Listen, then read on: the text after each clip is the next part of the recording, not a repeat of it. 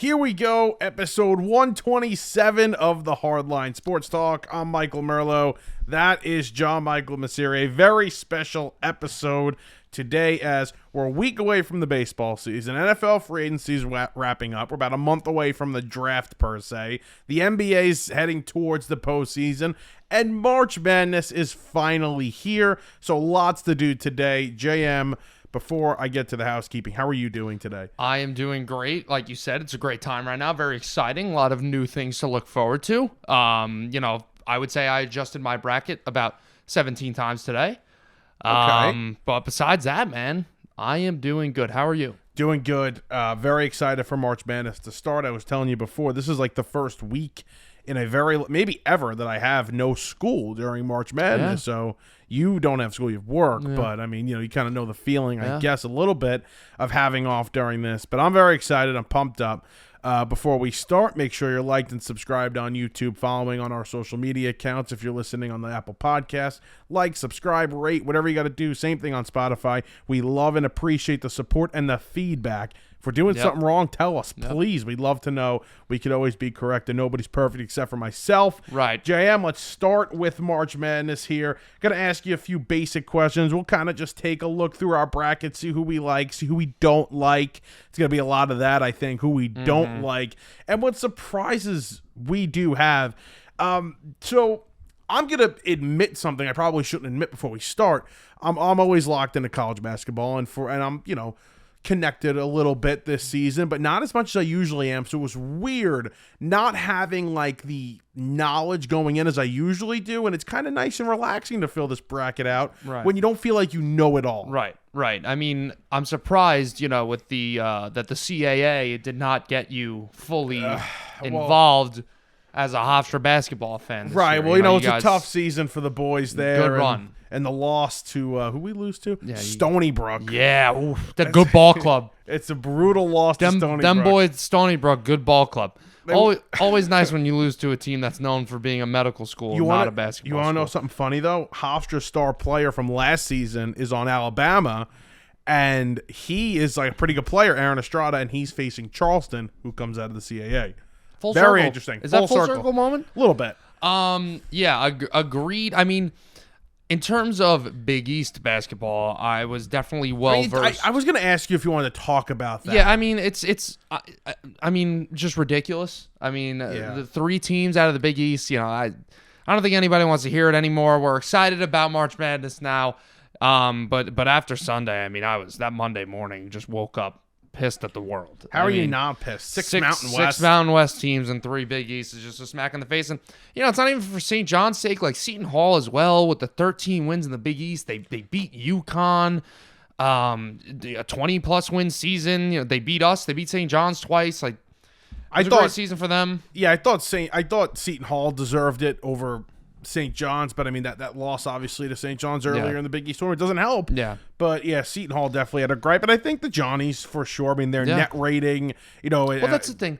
The net rating, high. The KenPom, all that, it doesn't matter. They use it, and then when it's actually time to decide, St. John's was top 30, and I think both, and we end up missing anyway. So Indiana State, another team that was robbed. They were great in the KenPom and net as well.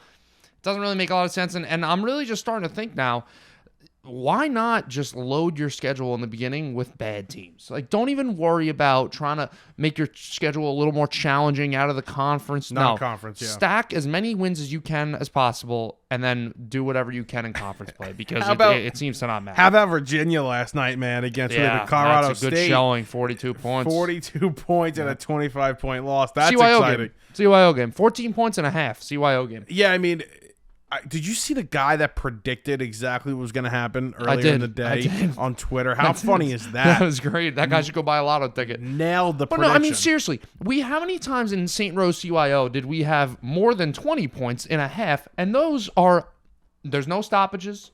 There's no shot clock. You could hold on to the ball for 2 minutes if you want. This Virginia team was playing college basketball with TV timeouts, with stoppages. 14 points at halftime. Boring. 14. I mean, just add to the fact that they play in the ACC that was not great this year. Yeah. But then add into the fact that they weren't very good and they're a boring team and they're just, it's like, they're like Iowa football. I saw that comparison. They're Iowa football in the basketball world, and they get into the that first 4 game. They obviously go down, and Colorado State will advance. And Colorado State plays Texas, correct? Yep. So that'll be, I think I actually have Colorado State upsetting Texas. Wow. So let's get into like the bracket. I'm going to ask a few basic questions. We'll answer them, and then we'll just go through. What do we got? Who's our Final Four? Who's our champion? I got some surprises in the championship. So, and by the way, before we really get into it, everybody likes to pick the upsets, and there's going to be a lot of upsets. We know that. But when we get to the end, right, and people don't realize this, when you get to the Elite Eight or even definitely the Final Four, you got a lot of 1s over there, got a lot of 2s, maybe some 4s. Who the hell knows? Like UConn last season. Other than last year, which was kind of an aberration with the big upsets and those teams getting to the Final Four, it's usually those top teams. Yep. So that's something we have to keep in the back of our minds as well. All right, JM, I'll ask you this first question.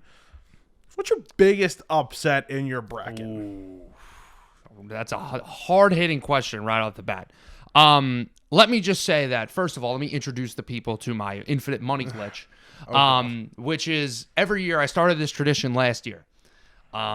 Take whatever unit you want, whatever your unit is, take one unit and put it on the underdog money line in every single game put it on the 12 seed, the 13 seed, the 14 seed, and the 15 seed. Really? Not the 16 seeds, just because the 16 seed, once in a blue moon, Doesn't it happens. Really, it's been happening recently over the past couple of years, but it that's kind of throwing money down the drain. But New York State, if you're doing this legally, you might not be able to bet on a couple. I'm not sure what teams interfere in that. I did it before, and I thought that I missed a couple games because I think it might be New York related. Probably can't bet on St. Peter's. Or you can bet on St. Peter's. Wagner you can't bet on. They're a 16 seed. But anyways, do that, okay? And then over a 3 to 5 year span, you will profit money. Did you win money last year? Guaranteed. I lost like $20, but my unit was $10, so I did $160. I ended up making $140. Okay. But this year, it's coming back. Okay. It's coming back positive. And if it doesn't come back positive this year, it'll come back double positive or triple positive next year. Will you continue? You are going to benefit. You are going to profit over a 5 year span. Will you continue to do this even if you don't profit over the 5 years? I so will. And let me tell you one thing. Until you profit. It is the most fun thing to do because every game you're rooting for these crazy underdog schools. And what's better than rooting for an underdog? There's Especially nothing when you got better. money on the line. No. But anyways, speaking of underdogs, my biggest upset that I have in my bracket is a little contrary to my bets, just because I'm in a bracket that's for money and I'm not trying to, eliminate a team that ends up making it to the Final Four in the first round. However, this one I believe with my gut is happening. I have Samford, 13 seed. It's a popular pick, actually. Samford is the spread is very close. Samford beating Kansas, but you know what? Let's skip that one because I feel like that's all over the public, right? It's pretty chalk. I have Samford matching. Oh my God, I see it on your screen. I got Samford matching up with McNeese.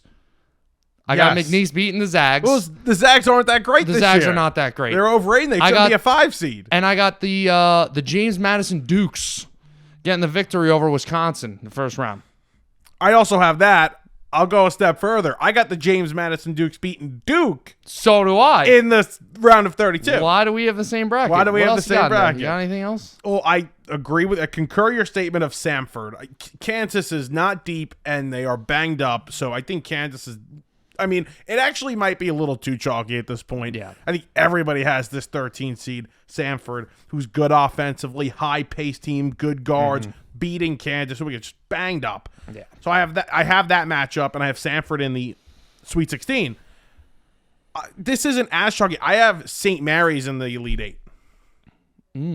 I have St. Mary's losing to Arizona in the Elite Eight. I have St. Mary's in the Elite Eight as well. Do we have the same bracket? This is a problem. Do we listen We to have the no idea same what each other's people? brackets are. We did not discuss We'll get to the this. Final Four later. My Final Four is a little crazy. Mine is too. A little nuts. It's just one little factor that's a little nuts. But let's continue here. Give me something that is not similar between us. Hit me with a question that's not gonna keep us the same. Please. Okay, yeah, that's fine. Who, in your opinion, And I think this could be a little bit of a chalky answer, but the strongest 1 seed here. Yeah, I mean, it is a chalky answer. I mean, when you look at UConn, they're just, what do they not do right? Like, they have the outside shooting. Cam Spencer is one of the best shooters in the country. Tristan Newton is absolutely phenomenal. I mean, he looks like an NBA caliber guard out there.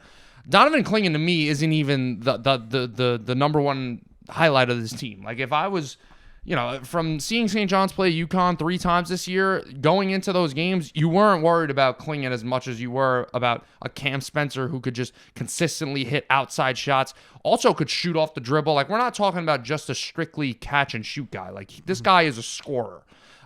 So they're a lot to handle.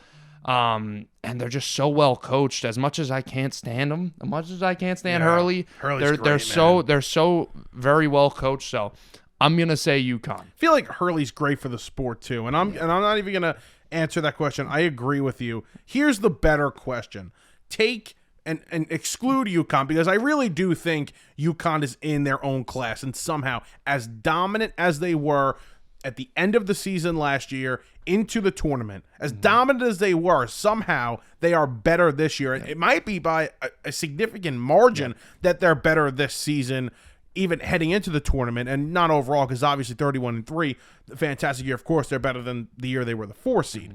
But give me the team out of the top 7 here. So the other 3 1 seeds and the 2 seeds. Who's the weakest out of the bunch here? Because Marquette's dealing with a couple of injuries. I think it's easy to say Marquette. Yeah. And I have Marquette going down in the round of 32 to Florida. Wow. But well, I mean, Marquette, it's all contingent on if Kolek plays, right? Like, we kept hearing throughout the Big East tournament, he's pushing to play. He's pushing to play. He never ended up getting into play. How is that going to fare when you're going into the tournament now that, he's back, no problem, we got our star player, he's going to play great? I don't think it's that simple. Go ahead. He's not playing the first game, but he's not out the tournament. Right.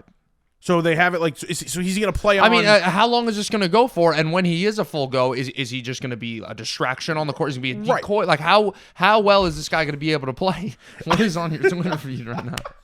That's actually really funny. Shohei Ohtani meme. You know the video. Do you know the video of the guy he's watching the horse race at the OTB? OTB slapping his ass with the paper. And this guy goes Shohei Ohtani between innings. I'm sorry, I got lost on that. I love Twitter. So Kolek, he's not playing the first round. Yeah. He's not playing against who they got. It's not St. Peter's. Tennessee's playing St. Peter's. He's not playing against Western Kentucky. Yeah, but he's going to play in that second round. Yeah. Interesting. Okay, you're 100% right. What's his status? How is he in that second round game? I have them going down there. I would say Marquette, to be honest with you. Yeah, I think I want to say UNC. That's funny. I have UNC going the least. I have UNC as the first 1 seed that goes down. I do too. So I agree. I mean, I think they're viewed by the public as the worst 1 seed anyways. Yes, because they shouldn't be a 1 seed. Yeah, they should not be a 1 seed. Iowa State obviously had a great run in the Big 12. They killed Houston in that Big 12 championship game. Iowa State was on some people's 1 line, and now they're a 2 seed here. They're the top 2 seed. Very interesting. Well, that's the thing is Houston is obviously, I mean, at one point I was watching Houston. I'm like, when March comes around, I'm not even going to think twice. I'm going to have them as my champion. Right.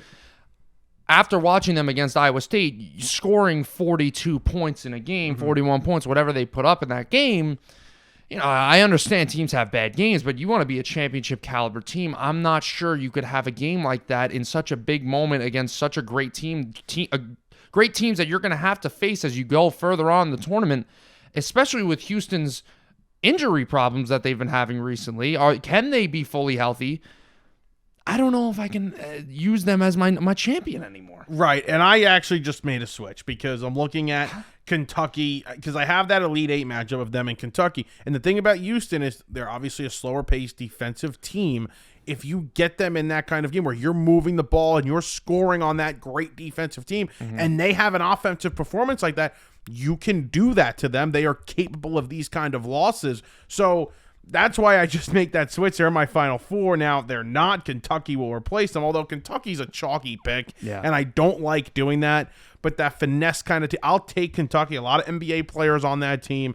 I'll put Kentucky in that Final Four, losing to the team coming out of the Midwest, but I don't love I'll tell you why I like Kentucky so much, though, is when I look at college basketball and I think about what we've seen over the course of the tournament over the years and who are those teams that make those special runs, it always seems to be driven by dynamic, athletic guard play. And Kentucky, I mean, they have 4 guards, basically, that they can run out there that can beat you. I mean, obviously we know the story about Dillingham coming off the bench. He's not a bench player. Like, yes, he does not start. He ends up playing most of the minutes anyways. But between him and Shepard, I mean, that is just two of the most dynamic guards in the country. Mm-hmm. And that's why I also, UConn, obviously, they have Klingon, but that's why I love their guards. And I didn't even mention Stephon Castle. He's fantastic. He's probably going to be the highest pick out of all those guys. Mm-hmm. I really like guard play in the tournament, and I think that it's something that you can rely on as you go through the tournament. I think when you rely on more dominant big play, your big's going to have an off game, and they're not controlling the offense, right? This isn't the NBA where you have a Nikola Jokic being the field general, right? You are still relying on your guards to go out there and dictate the game. So I really like Kentucky because of their guards. I've got this. I can't get off of this New Mexico train. Oh yeah, I'm all talk to me about it.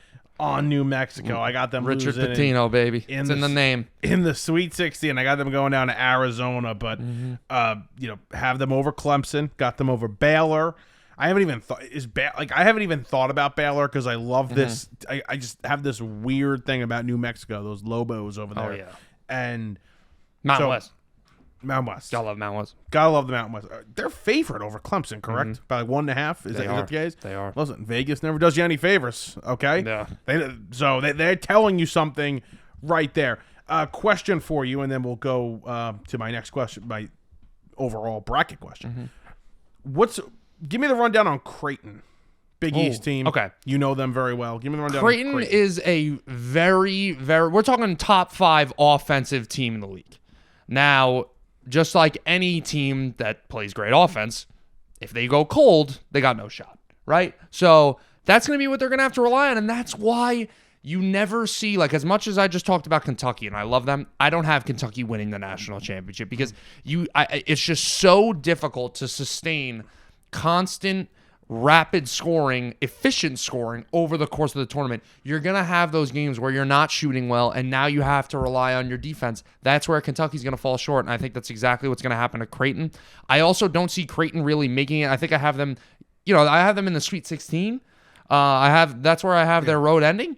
But they are definitely not a team that I would take lightly. This bracket, though, this region, the Midwest, tough. If we're talking about 1 seeds that have the easiest path, I disagree with your tough statement. You don't think they're tough? I think Purdue has the easiest. No path is easy, but the easiest path to the Final Four out of any of these 1 seeds. See, okay, maybe that makes sense. My thing is, I like these 3 teams, and I don't know if obviously we've all been on social media all week, and you see all these trends, and if this team's done this, they've never made the Final Four, and Tennessee lost in the first round of the SEC championship game. Right. And that stat going around that teams that have lost in the first round have never made it. So that's kind of stuck in my head with Tennessee. But before the tournament started, like you said, you liked Houston. I liked Tennessee and was going to pick Tennessee to win the whole thing. Yeah. And I also kind of liked one team in that region, and I won't give it away just yet, and kind of screwed me over there. So Tennessee's a team I really like, but can't get that first round thing out of my head. So I have them losing in the Elite Eight, but I think you're probably right in terms of the path to maybe the Elite Eight. But that last matchup, I think, whether it's Tennessee or Creighton for Purdue, that's gonna be a tough matchup for them. Yeah, the reason why I say that it was an easy path is just the 4 and 5 seeds. I mean, Gonzaga was a team a couple of weeks ago that we were talking about as on the bubble. I mean, they were on the bubble, and now we're talking about them as a 5 seed. Kansas, a team that throughout the season has had their struggles, and we've questioned if they're a legit team or not, now is banged up. They're a 4 seed in that region. I think just that alone makes the path a lot easier. So that's why I think I actually don't have Purdue making it. We keep teasing our Final Fours here. I don't have Purdue getting to the Final Four, but before we get to the Final, they do have the easiest path. Before we get to the Final Four, let's give where do you have the most upsets? In which region do you have the most upsets? That would be, I mean, the Midwest. I have no other upsets in the Midwest besides 12 and 13, McNeese and Sanford. Okay. Looking through the rest of the regions, we haven't really touched on the South much. We talked about Houston, but towards the bottom there, I do have James Madison, like I mentioned. Drake is actually, they're not, I mean, a 7 versus a 10, I don't even consider an upset. Drake's actually favored in the game. I got Drake. How the hell do you say their name? Duquesnes. Duquesnes. Yeah, whatever they it is. won in Brooklyn the other day. I forgot to mention, you probably can't even see on the camera, wearing my Jimmer Fredette BYU and jersey. And you take your BYU. A lot of people like BYU. Yeah. I mean, ever since this just shows how of a great analyst I am. Okay. I'm not picking BYU because Zach Wilson. Okay. That is why I'm not picking BYU. So that's why you have them losing in the first round. Yes. I just view them as a soft school considering Zach Wilson went there. Okay, fair enough. Yeah. Mine would be the Midwest. We mentioned McNeese and Sanford. I've got Oregon upsetting South Carolina. I've got Colorado State, the 10-7 over Texas. So I would say that's where I have the most, the deepest double-digit seed. Is that New Mexico for you as well?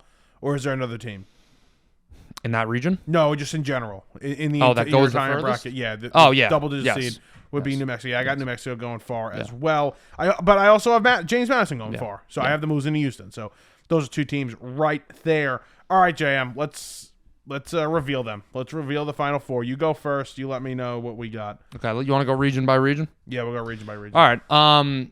Coming out of the East, I have no surprise, have the UConn Huskies coming out of the East. Chalk, but I'm sorry. I gotta take them. They're just too freaking good. Yeah, I'm not going chalk there. I got Auburn coming out of the East. That is a very popular pick. It's a popular I have not pick. seen one bracket with Illinois. I've not seen one bracket really with Iowa State. I just keep seeing UConn and Auburn. That winner could potentially, the winner of that Sweet 16 game, I think he's definitely going to the Final Four, but could easily win the national championship as well. Yeah. Auburn got hot. Obviously, we know they win the SEC. That's a good ball club. I love their coach, Bruce Pearl's still over there. Mm-hmm. He's energetic guy. I just, it's crazy, and I'm gonna use this kind of narrative in a little bit, but they kind of remind me of the UConn of last season. That 4 seed getting hot late. Yep. They kind of remind me of that UConn team, and I have them going to the Final Four. I like that logic. Yeah. What's next? The South. So I was flip-flopping this Elite Eight game. I got Houston and Kentucky playing in the Elite Eight, and I kept dancing around because I feel like these teams are so different and they match up so weirdly. I ended up going with Houston just because of the defense. I just think at one point Kentucky is gonna run out of steam here, and I think Kentucky's got a pretty solid path to get to the Elite Eight. But then eventually, I think they're gonna fall to a team based on they can't keep up. Their offense isn't scoring enough, and they can't keep up on defense. That's why I got Houston in the Final Four. Yeah, so I had said it before. I had Kentucky beating Houston in that Elite Eight. So there we go. I gave the reasoning before. So that's the team I have coming out of that region. All right, where do you want to go? Midwest or West here? Let's go Midwest. Okay, let's go Midwest. So Midwest, I have Purdue and Tennessee as an Elite Eight matchup. I got Tennessee beating Purdue. Okay. Now, I had Purdue in my national. I never have them winning the whole thing, but I had them in my national championship at one point. Zach Edey's obviously, the best player in the nation. I like this Tennessee team, and I think that the steam's gonna run out for Purdue at some point. I just got a feeling about them. I know, they're motivated after that awful upset last year to Fairleigh Dickinson, but I got the road end in there, man. I got my only SEC team in the Final Four. There we go. All right, same Elite Eight matchup there, Purdue, Tennessee, and I have Purdue taking it and going to the Final Four. So we have no similar Final Fours yet. No, that's good. There we go. And we're definitely not going to in the last one. We're not. Yeah, I haven't even looked at yours, but we're definitely not going. Okay, so yeah, I have Purdue there. We'll get to Purdue in a minute for me. Yeah. Okay, so you go in the West there. So in the West, I have a very juicy Elite Eight matchup here. God. I have St. Mary's against the New Mexico State Lobos. Love it. Love it. I got the Lobos in the Final Four. Okay, we're going big Cinderella story here. I got 2 1 seeds. I got a 2 seed in the Final Four. I'm not munching chalk anymore, okay? Richard Pitino. For Rick Pitino, he's thinking about that as he's carving through the West region. He's making his ass all the way into the Final Four. I like the Lobos, man. Jamal Mashburn, son of an NBA, I'm not going to say legend, but great NBA player. Jamal Mashburn Jr. They got great guard play, exactly what I'm looking for out of my Final Four teams. I can't get enough of St. Mary's, man. Jalen House is a dog. I got them in the Final Four. Mountain West. I love it. Let's go Mountain West. Mountain West love. I do have St. Mary's in that Elite Eight, losing to Arizona. That's my Final Four team. Everybody wants to see that matchup between was it Caleb Love in Arizona and North Carolina. Yeah. They all want to see that. I don't think you get it because I think St. Mary's takes UNC down. Arizona will then take care of St. Mary's. So Arizona's my Final Four team. Mm-hmm. All right, JM. What's the national championship? The national championship for me is going to be, I hate to break it to the Lobos, but I think the magic dies here. I don't have them getting into the national championship game. I got UConn and Tennessee. I think UConn's the best team in the country, and Tennessee is not far away from it. I think you have a representation of 2 very strong conferences there. And yeah, I got UConn. I like that matchup a lot. There we go. I just feel it, man. It's all about feel. Listen, that's what mine's based on. Yeah. That's what what I also like. I'm a big colors guy. You like the blue and the orange. I like the colors combining. You like the blue and the orange. Blue and orange, great. Blue and orange, great combo. It's a great combo. All right, my final is Auburn versus Purdue, and I have the Purdue Boilermakers avenging it. Look at that. Avenging their Fairleigh Dickinson loss last year, 16-1. The 16-1 upset. I have them avenging that. Zach Edey, he's going to be 2-time Naismith Player of the Year. Wow. Braden Smith, their guard. I love it. I from rock bottom to national champion. It's the Virginia team. I think Rick Pitino had said this also. He says Purdue is Virginia this year. Mm-hmm. I don't know who he has winning it. I'm sure he has his son winning it, but I like Purdue. I think they avenged the loss. Purdue over Auburn in the final.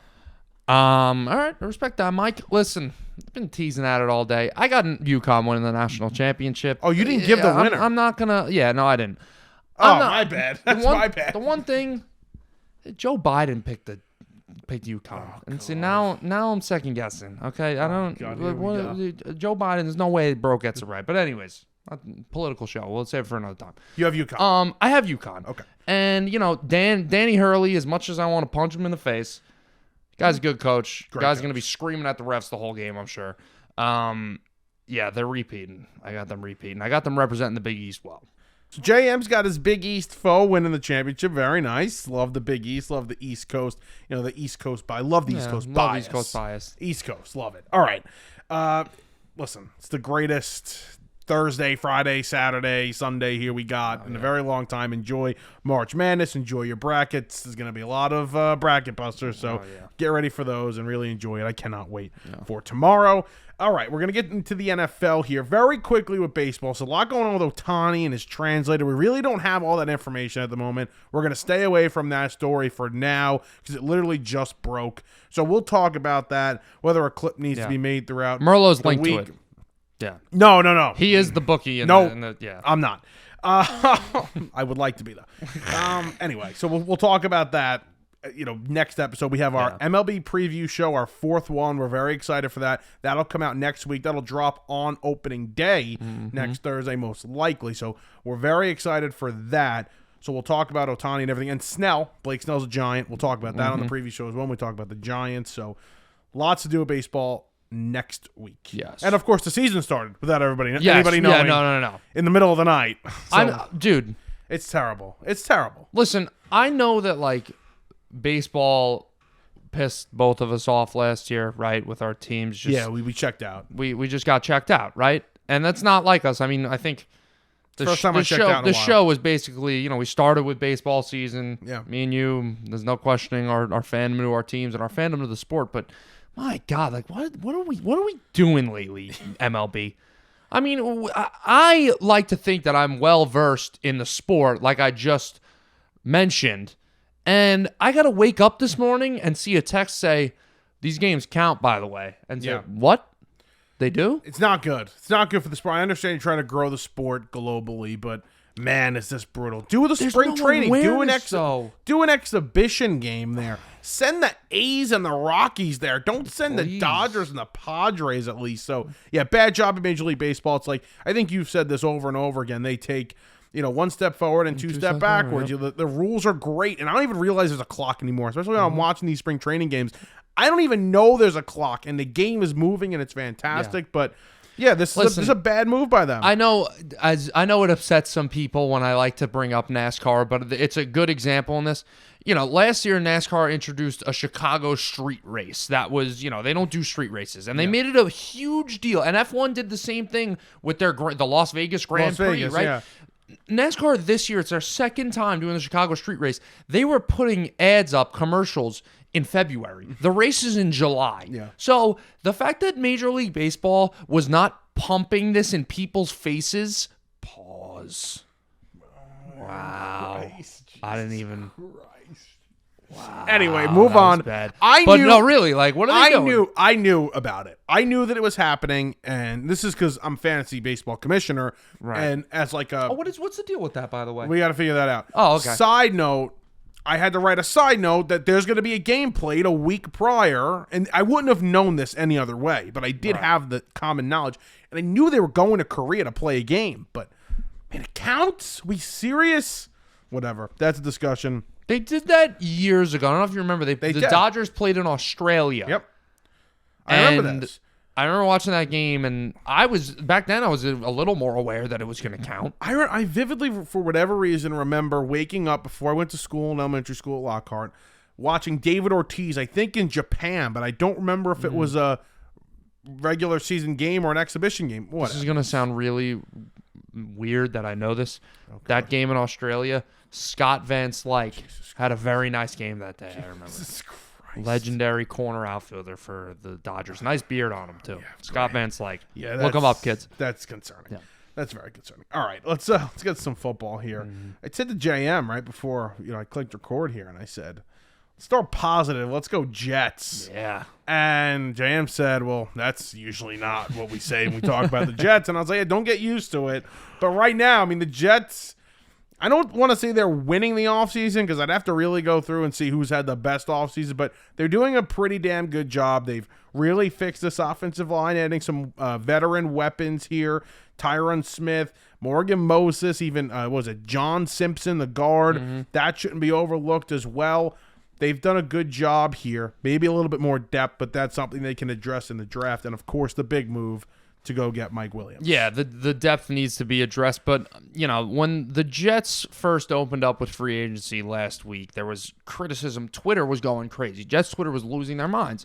Why have we not signed anybody? Bro, the memes of Joe Douglas sleeping. Yeah. Oh, my God. Somebody said something like, don't worry, guys. Joe Douglas just finished, eating his Burger King drive-thru order or whatever. So funny.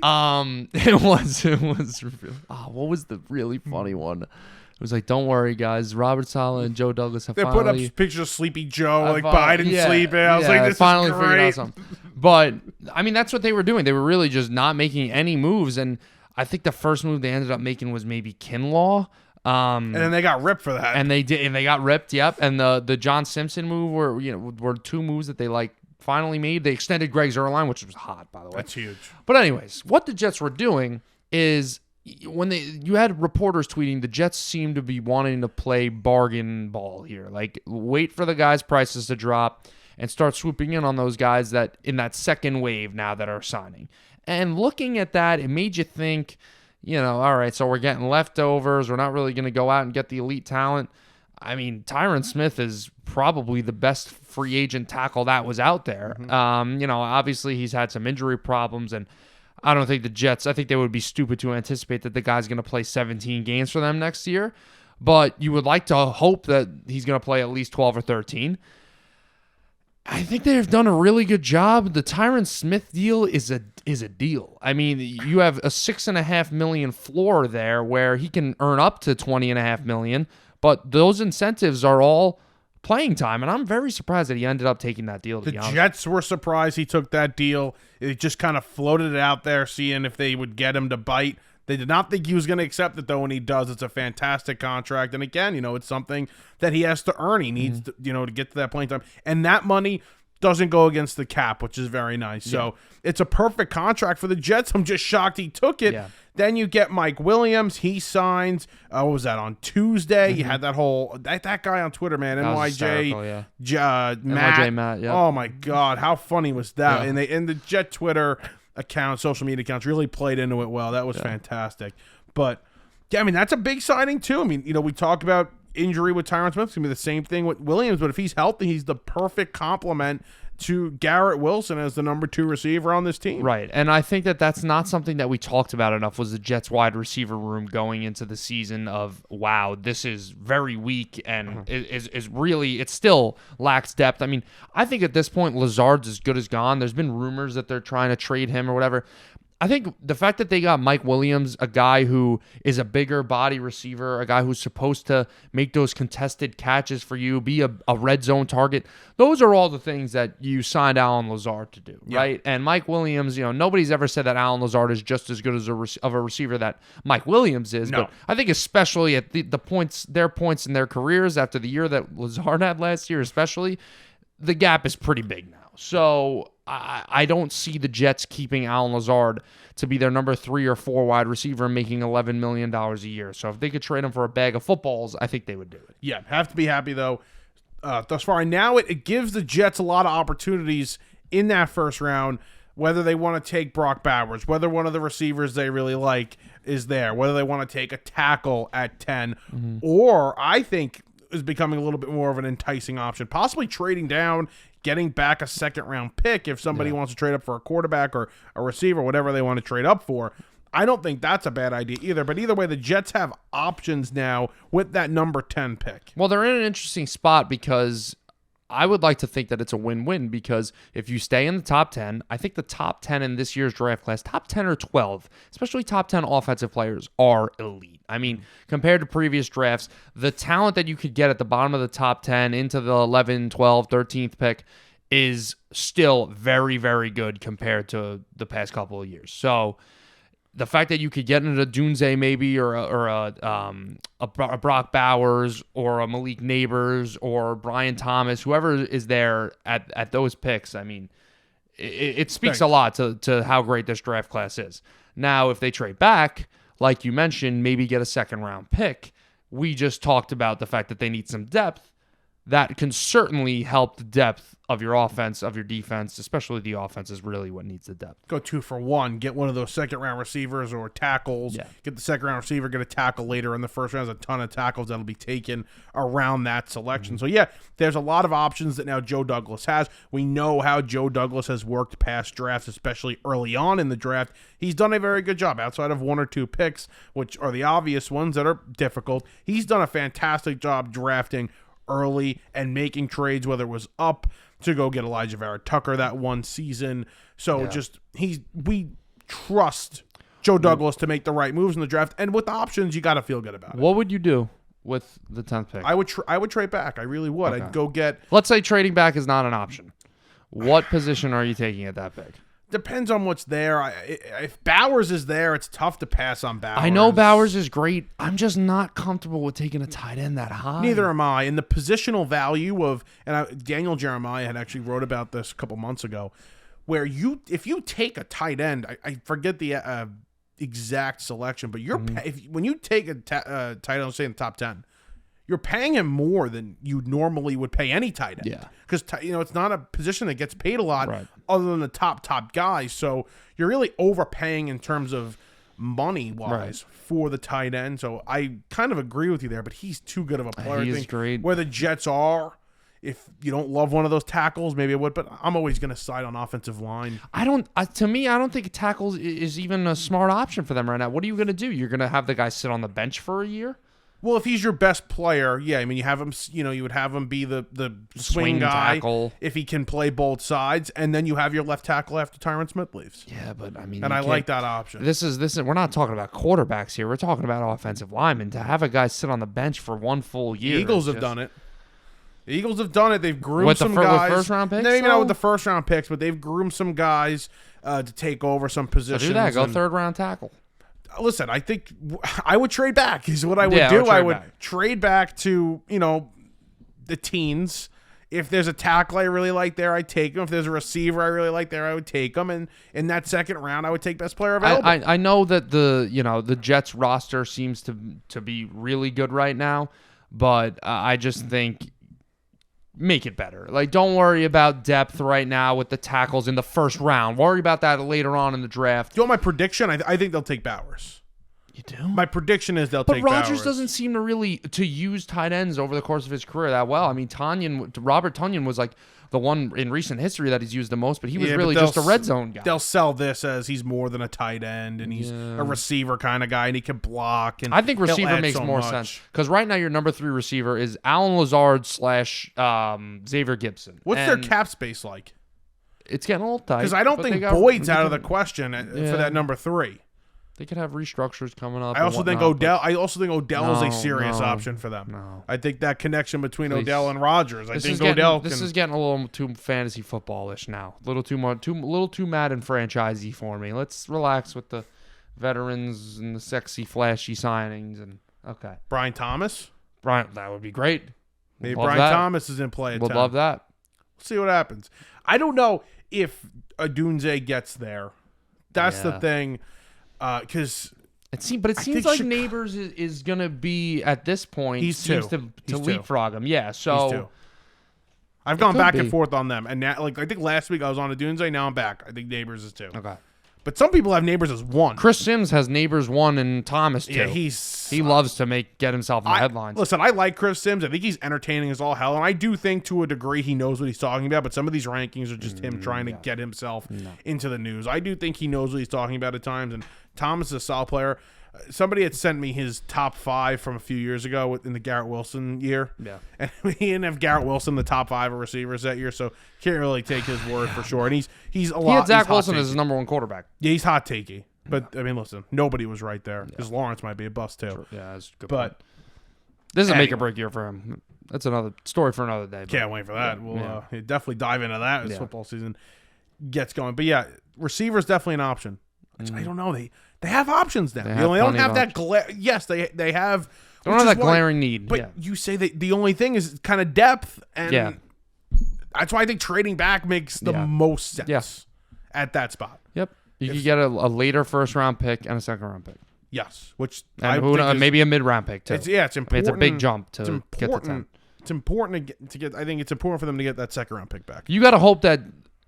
Honestly, what the Jets would really like to see, if they do want to trade down, is one of those J.J. McCarthy or somebody starts sliding. Yeah. And teams trying to leapfrog the Vikings or the Broncos go get a quarterback. I think the Vikings are going to leapfrog everybody. Yeah. I think the Vikings are going to go like 4 or 5. Yeah, well, that trade they made the other day with the Texans, I feel think like the Giants could trade down. I think the Giants are a serious trade down candidate. This is the most anticipated. I think the combination of how amazing this draft class is and the storylines of these NFL teams this year and the quarterback movement and all the decisions that people have had to make. And I think those moves like the Chicago Bears made are reactive to how great this class is. But this NFL draft is personally, I think, the most highly anticipated one in years. See, the Giants had dinner with what's his face the other day. They toured him around the facility. JJ. Adam. I bet they did. Yeah, I don't know. Bet they did. We'll see. They show him Daniel Jones' locker room and say, this will be yours soon. God. I flip-flop on what I believe he's going to be. I think, and I see my boy Coward's all over this. I think we bring up Coward every episode. I just love him so much. He thinks that if McCarthy goes to Minnesota, it's perfect spot. And I agree. I think any young quarterback that goes to Minnesota is in a perfect spot. They're going to sit for a little while with Darnold there, and then whether it's next season or in the middle of the year or the end of the year, they'll take over. I think McCarthy just makes sense there. I think it makes perfect sense. I think he would seriously succeed there. To be honest with you about the Giants and McCarthy, I think it's for your sake, it's a lot more relaxing to just say, you know what? I have my opinions about the guy as a prospect, but I'm just going to trust the general manager in the front office.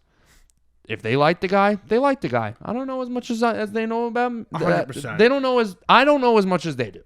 So if the Giants love their guy and they have a plan for him, they can really see him fitting in the offense, and you trust Shane, you trust Daboll, right? Let him draft. Let him draft J.J. McCarthy. And Shane's part of the brass that traded up to go get Allen, and Daboll's part of one of the main reasons why Allen developed into the quarterback that he is today. So I do have, in terms of the quarterback, I do trust those two guys. I do. But I mean, I hate to rain on the fun of the NFL draft and the hype and everything like that. And we try to predict how good these guys are going to be, but I mean, how can you not look back at these videos of Bills fans freaking out about not drafting Josh Rosen and drafting Josh Allen instead? And, there's plenty of stories over the years of fans that hate the picks of quarterbacks and the teams end up making the right one, or teams love the pick of a quarterback and they end up making the wrong decisions. We'll see what happens. Yeah, I'm excited too. My team's right in the thick of things there with the quarterbacks and whatnot. So definitely excited, although if Neighbors is there, man, freaking love Neighbors on my team. Come on. Yeah, let's talk about it. Justin Fields is. I don't even. What do you call it? What was he traded for? Was it a conditional bag of chips, 6th round, 4th round pick, whatever it was, to the Steelers? And I love the reports on Sunday from Ian Rappaport and Adam Schefter. There were actually a lot of teams that were interested, but they did Fields right, and they traded him to a spot where he has a chance to play. Okay, guys. Okay, yeah. Everybody was interested in this guy as being their backup. I know the Eagles were involved there. They wanted him to back up Hurts. He was traded as a backup quarterback, and that is all he is in this league. Yep. And it seems like that's the Steelers' plan for him.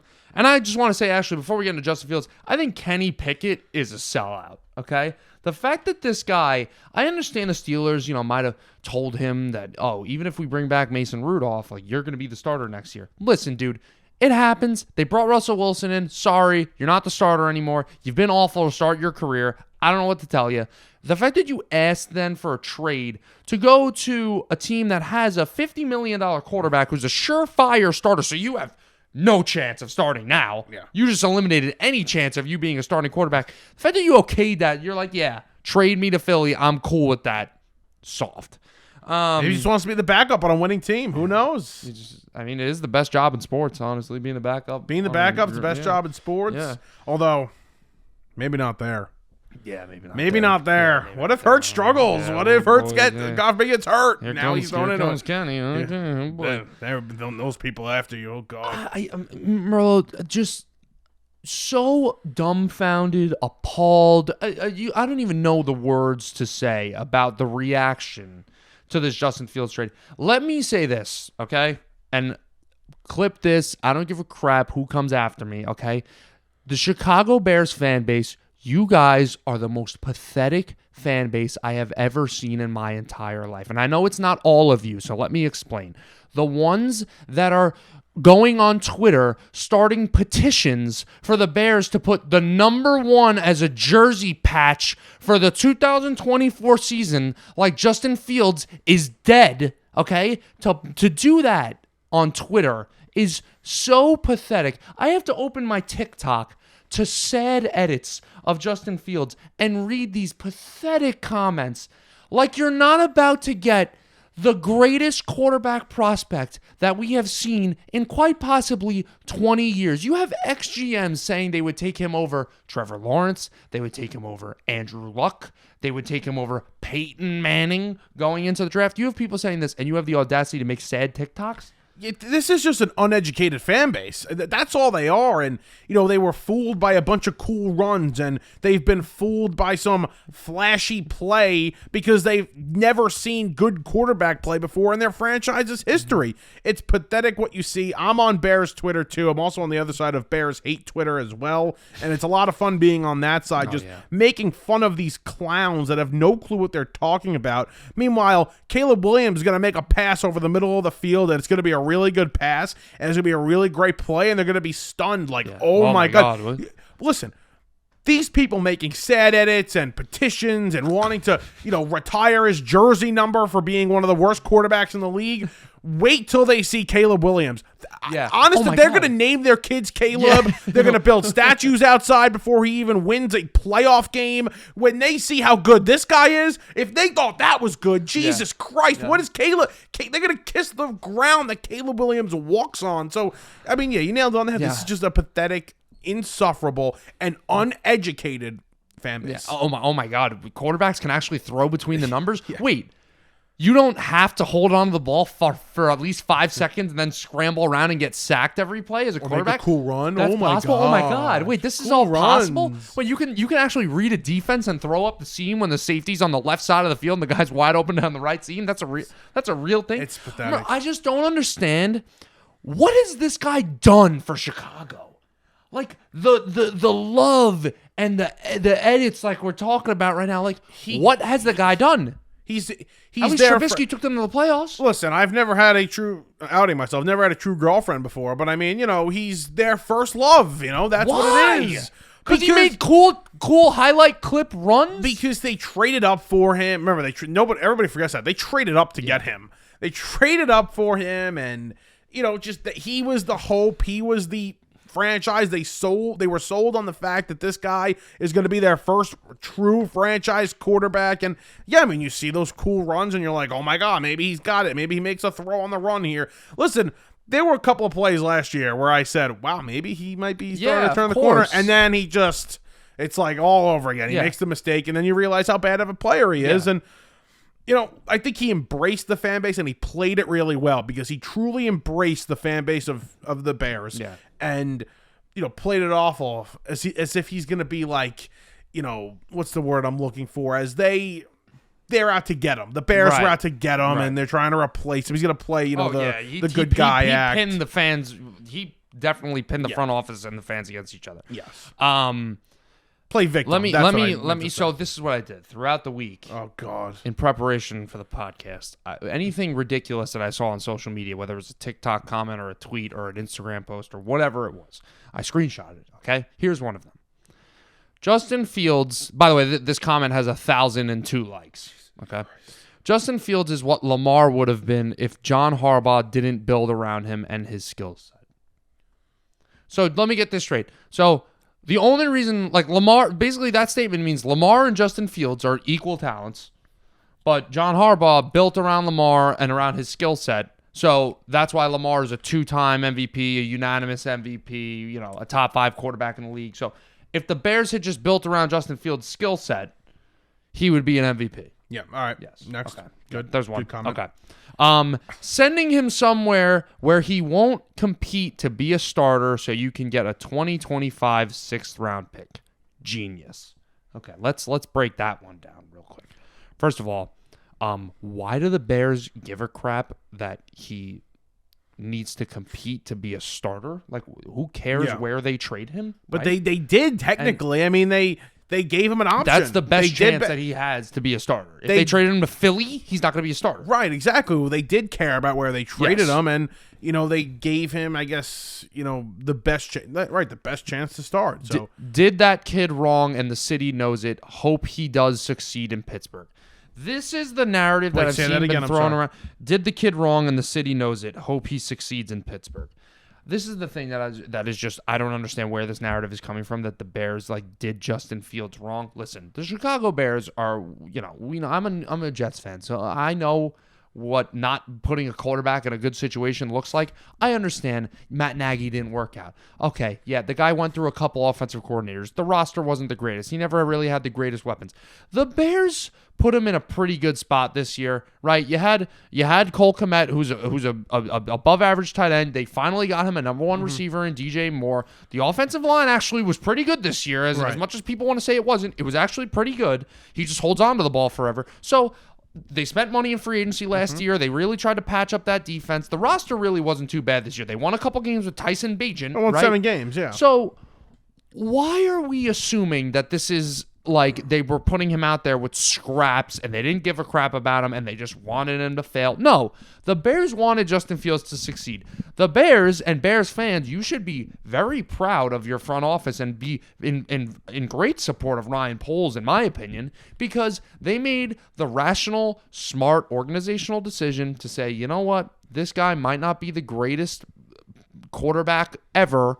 So instead of holding on to him and trying to patch him up right now, we have the number 1 pick and pick Caleb Williams. Let's make the smart choice and let's trade. Yeah, I mean, it's the only choice you can make. I mean, I think 32 out of 32 teams would have made this choice. And yeah, I mean, the Bears did not fail. I mean, listen, again, the Bears are one of the worst run organizations in the sport. And I'm not the biggest fan of Poles, although I think he's done a pretty decent job this year. And I think he's put, in the moves the past couple of seasons, he's put Caleb Williams in the best situation any number 1 overall pick has come into ever, probably. I mean, we'd really have to go through it, but I think this is the best situation ever for a number 1 pick that's a quarterback.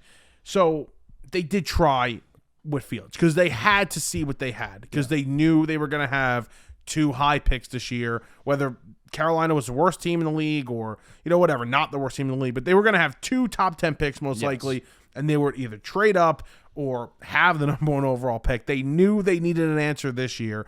They gave him weapons. They had linemen. It didn't work out. They didn't fail the kid. He failed himself, and he failed the city. And I think that's where we can leave it with the Justin Fields saga. Well, that's going to do it here. Long episode. Yep. Hit the March Madness. Hit a little NFL. As we know, Major League Baseball 2024 preview show. I can't wait, because I think we were just kind of chopping back and forth just now about some teams in Major League Baseball, who's overhyped, who's not overhyped.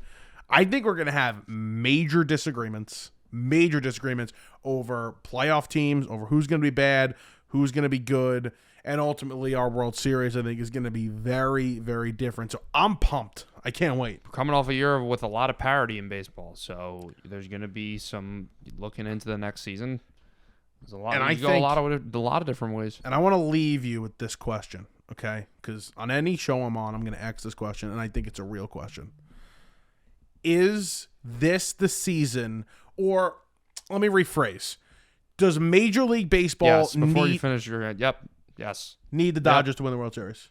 I thought you were going to say just a big market team. Yes. To win. Yes. Specifically the Dodgers. They desperately need a Dodgers. Yes. Yankees. Dodgers, Yankees, not even Astros. Even Braves. Not even Braves. They need the big spending teams. They need the Yankees and the Dodgers to win the World Series. They need the big spending teams to win a World Series because they need to incentivize spending money on free agents. I think Phillies would get it done. Phillies gets it done. Phillies would fit the narrative too, actually. Phillies would fit the narrative. Phillies have been that city's been the buzz of the sports world for a couple years now, between the Phillies runs, the Eagles Super Bowl, the Jason Kelsey, they're a big enough market, and they fit that narrative of spending money. 100% the Phillies fit the narrative. Is there anybody else? Maybe the Giants. Giants have spent a ton of money this offseason. Yeah. Maybe them. That helped the city out, maybe.